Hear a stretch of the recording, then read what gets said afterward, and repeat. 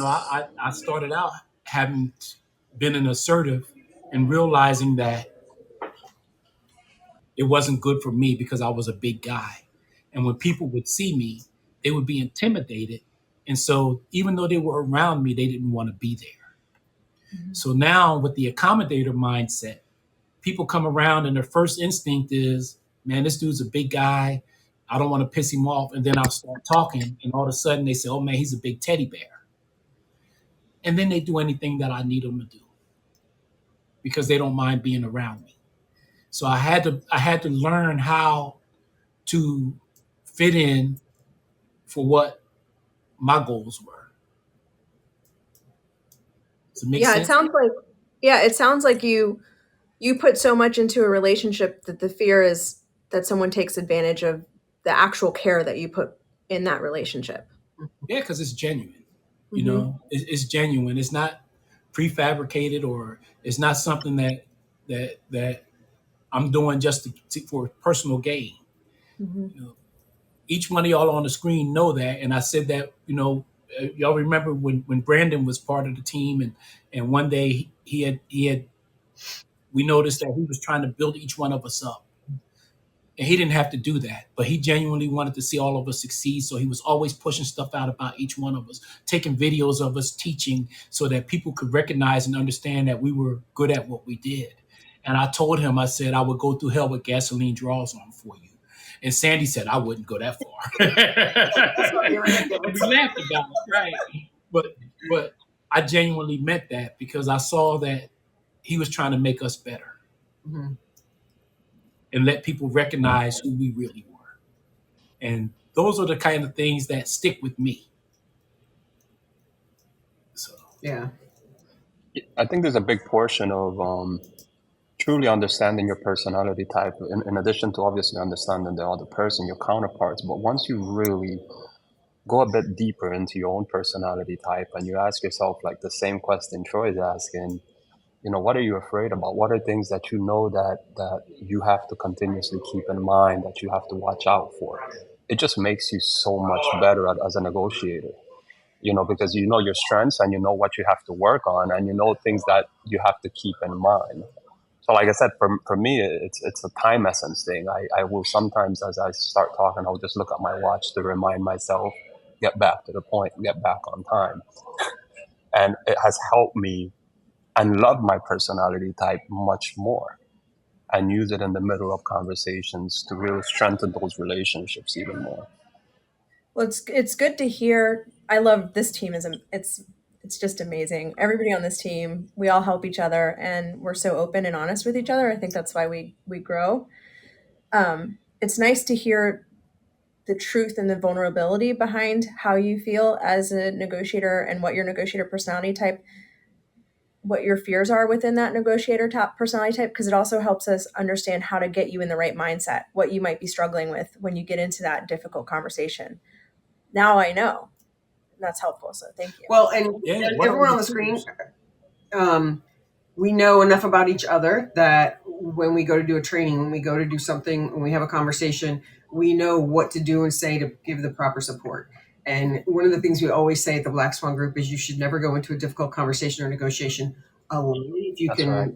can That's stop right. that. So whoever your coach is, they need to know your personality type, so they need to know what to do to support you or to rein you in or to I mean, and it's I've had the great fortune to teach with everybody on this screen, and probably more so with Don and Troy than anybody else. But they know how to reel me back, and I know after Troy's told a story, and he's everybody loves his stories, so he takes his time and he really gets into it and is very impactful to the audience. And then I know I have 15 minutes to get through the rest of the content, and I'm like, so I know I have to be really fast, and so we make up for each other like that. And then when I've been steamrolling them for an hour with content, Troy comes in and he's like, slow everybody down. So we balance each other out. And so when you're going into a negotiation, difficult conversation, you should have someone with you that knows how to balance you out, even if you're the same personality type, because Marcella and I teach together. So we both know that we're both assertive. So, one of us has to kind of hold back and make sure that we're keeping on track with what we need to be doing. And that's why you have somebody else with you who understands you and knows your trigger points, knows your pain points, knows the parts that you do really, really well at. It's very helpful. Yeah. Yeah. And I was laughing. I was telling the story earlier. You remember we were talking about we were at a live event and Chris was doing a book signing, and people don't realize how difficult it is to be up on stage, giving 100% of your time, having to get off stage, be managed by somebody to get over to this book signing, and you have 100 people in line. You only have about 30 seconds with each person, and then here comes this one person that want 5 minutes of your time, and they don't realize one, your personality type, two, that you can't spend a lot of time in that conversation. So this one guy comes up and he's trying to talk to Chris, and so he says, "Would you be against me asking a question?" Chris goes, "Hey, great, go ahead and ask the question." And he hit him with a generic question that Chris hears all the time. And Chris' personality came out. He said, "That's what you're going to ask me? That's why don't you think of something new, something unique?" And the guy's facial expression changed, and he was disappointed because he was expecting a response from Chris, but he didn't expect the response that he got. And I thought it was the funniest thing. And I'm saying to myself later on, I told the guy, I said, "You don't understand Chris's personality type. He's an assertive. When you come in, don't waste his time." And I wanted him to look up what the personality type of an assertive is so that he'll learn in the future to never do that again. So, Yeah. Can you, CJ or Gabrielle, can y'all drop one person and add somebody, add Don back up? Oh, you got three. Oh, there you go. So you had a chance to be off screen and listen to the assertives and the accommodators. And as an analyst, could you give us some insight as to what you heard about the two of us, our personality types? It's, you know, I worry that we, like I put in the chat, we get restrained by our personality types, because one of the things that I heard was no matter your personality type, you are on the job regulating, like, not only what you're doing, but what the other person's doing. And just know that in your, I like what Troy did here, where we're talking about, because we usually talk about know the other side so you know what they need, you know how they need to be treated. And you learn that through investigation, through demonstrating tactical empathy. But when we know what our personality type is, I'm sitting here listening to you guys and thinking back on all the conversations I've had and how I have let my personality type, which is to sit back and listen,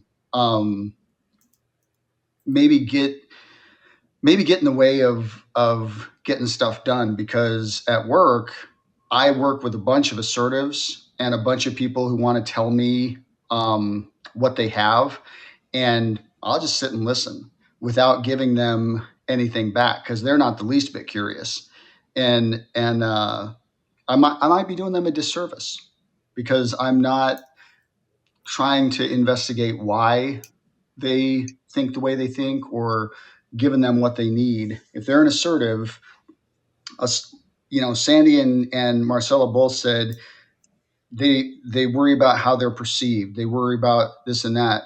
If you're an assertive and I'm an analyst and I'm sitting listening to you and I don't do some labels, do some mirrors, and get you to reveal some stuff and think think of things from a different perspective, maybe based on a label, you might come away from that conversation feeling like you said a bunch of stupid stuff. You might realize the stuff that we could have uncovered in the meeting before. And this goes for any personality type.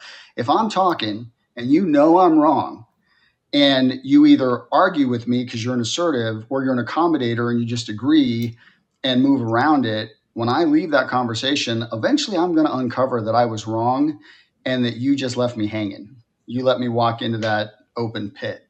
So it's just interesting to watch everybody, and no more so than in the wild, we see all these personality types and how they're a mix of everybody. No matter your conflict personality type, you're bringing in different things for different people. But if you guys have nothing else to go to a live event for, let me tell you this. Go to a live event where we're doing the personality types, because you'll get into your personality type group. Like, you actually go into a little separate room and answer questions. And there is nothing more fun than watching a bunch of assertives get together and like run those questions. Like, they are done. They are ready to go. They want to know where the catering is, and they're off to the races. The accommodators are full party mode. Everything is cool. Everybody's laughing. Everybody's having a good time. They couldn't be happier. The analysts, they get in the room. Everybody looks at each other and just lets out their breath, and they're like, finally, my people. All right. And they will dissect the questions and go through them, and it's just fun to watch.